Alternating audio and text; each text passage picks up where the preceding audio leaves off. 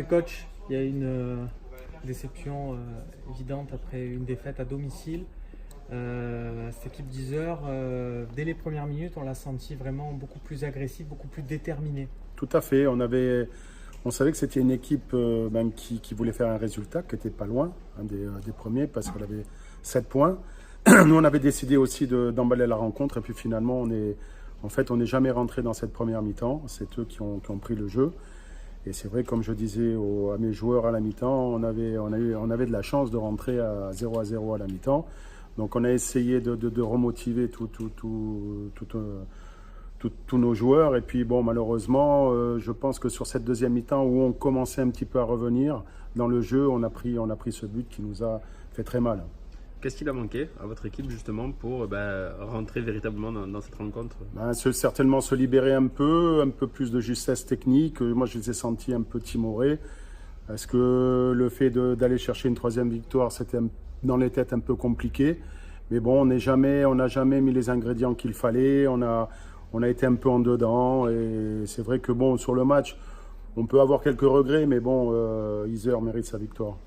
Est-ce qu'on peut dire que le compartiment offensif n'a pas trop pesé? Est-ce que certains joueurs qu'on a vu briller, notamment Marley Haquet, ont manqué au final à cette équipe et laissent à certains montrer le chemin qu'il leur reste à parcourir? Oui, tout à fait. De toutes les manières, on sait très bien qu'avec l'équipe qu'on avait cet après-midi, qu'elle était très jeune, hein, c'est majoritairement des joueurs de 2001.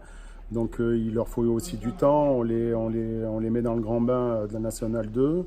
Bon, c'est à eux après de faire, hein, mais il est évident que Marley nous a manqué aujourd'hui parce que bon, il est très efficace en ce moment. Et bon, mais c'est comme ça, je pense qu'il faut faire avec les joueurs que l'on a et les emmener au bout.